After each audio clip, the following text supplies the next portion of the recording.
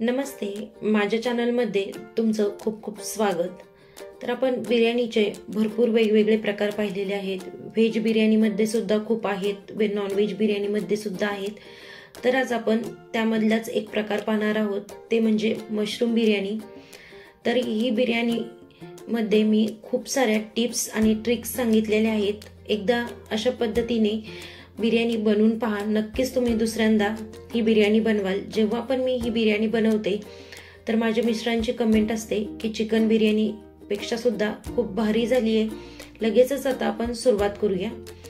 तर आपण सगळ्यात आधी तांदूळ भिजत ठेवणार आहोत। तर इथे मी 1.5 वाटी बासमती तांदूळ घेतलेला आहे, तो स्वच्छ धुवून घेतलाय। त्यामध्ये पाणी टाकून एक 15 ते 20 मिनिट एका साईडला ठेवून देऊया।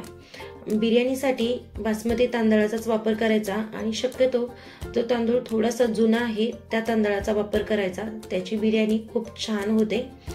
तर इथे मी 250 ग्रॅम मशरूम घेतलेला आहे। मशरूम बिर्याणी बनवत आहे त्यामुळे मशरूमचा आपण इथे वापर जास्त करणार आहोत। तर 2-3 पाण्याने मशरूम स्वच्छ धुवून घेतलेला आहे। मशरूम थोडंसं खराब असतं त्यामुळे स्वच्छ धुवून घेणं खूप गरजेचं आहे 2-3 वेळेस। तर मशरूमच्या देठाचा भाग थोडासा कट करून घेतलाय आणि आता आपण 2 पार्ट मध्ये हे मशरूम कट करून घेतले।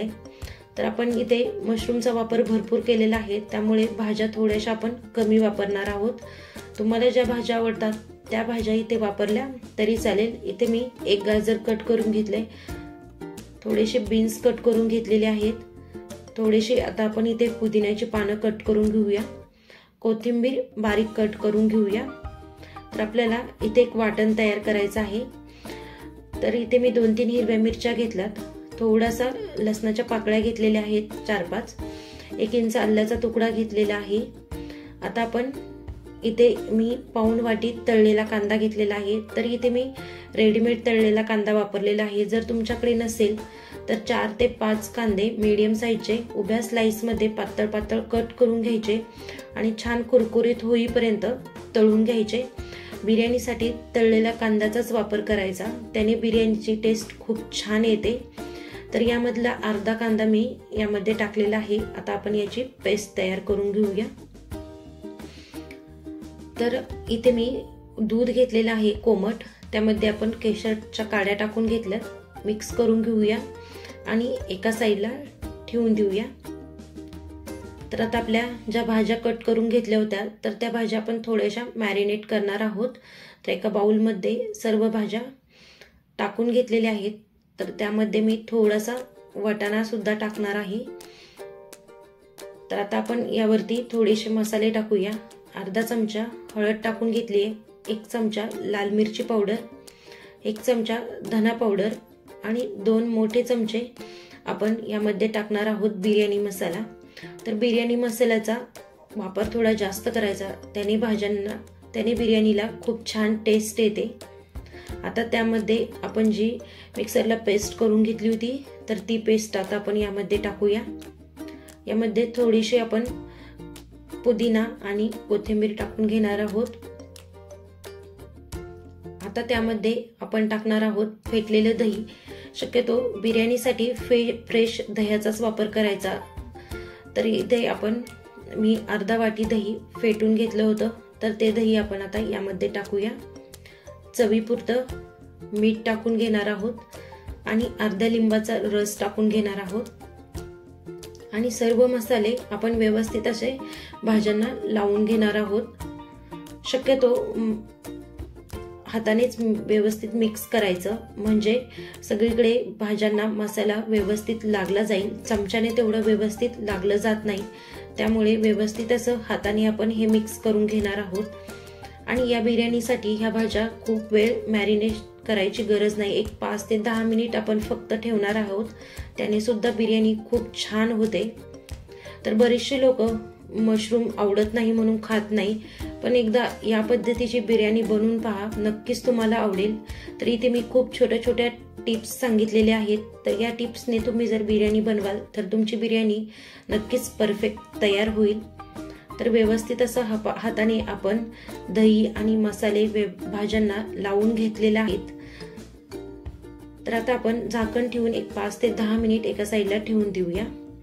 तर आपल्याला आता तांदूळ शिजवून घ्यायचा आहे। तर मी इथे पाणी साईडला गरम करण्यासाठी ठेवलं होतं। पाणी गरम झाले, त्यामध्ये आपण 1 चमचा जिरे टाकून घेतलेले आहे आणि सगळे थोडे खडे मसाले टाकून घेतले।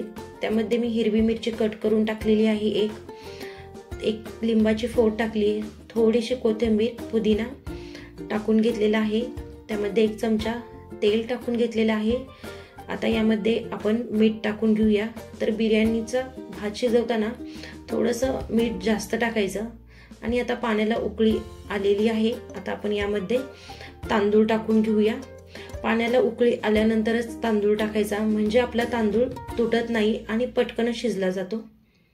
एकदा मिक्स करून घेऊया आणि झाकण न ठेवता 70 ते 80% आपल्याला हा तांदूळ शिजवून घ्यायचा आहे। आपला तांदूळ शिजतोय तोपर्यंत आता आपण भाज्या फ्राय करून घेणार आहोत। तर इथे आपण एक कढई घेतलेली आहे, त्यामध्ये आपण 4-5 चमचे तेल टाकून घेतलंय। आता आपण त्यामध्ये भाज्या टाकून घेऊया। तर आपण इथे पाणी अजिबात टाकणार नाहीये, पाणी न टाकताच आपण ह्या भाज्या परतून घेणार आहोत। तर परतताना आपल्याला गॅसची फ्लेम फुल ठेवायची आहे। फुल फ्लेम वरतीच आपल्याला ह्या भाज्या परतायच्या आहेत, कारण आपण इथे मशरूमचा वापर केलेला आहे। मशरूमला खूप जास्त पाणी सुटतं, त्यामुळे आपल्याला फुल फ्लेम वरतीच ह्या भाज्या एक सलग परतून घ्यायच्या आहेत।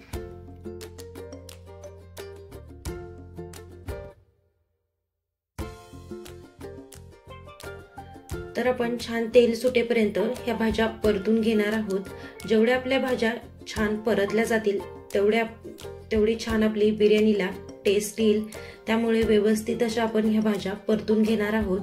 गॅसची फ्लेम मी इथे अजिबात कमी केलेली नाहीये, त्यामुळे ग्रेव्हीनी खूप जास्त पाणी सोडलेलं नाहीये।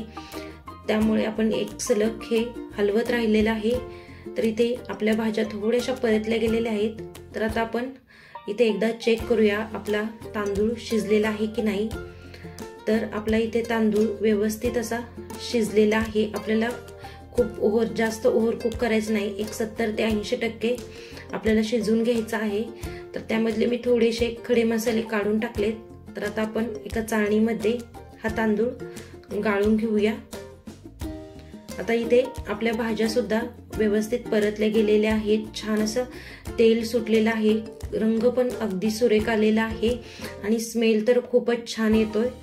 तर आता आपण लगेचच बिर्याणीसाठी आपण दम देणार आहोत बिर्याणीला।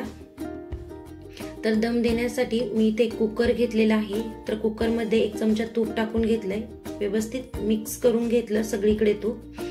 आता सगळ्यात आधी आपण भाज्यांची लेयर देणार आहोत।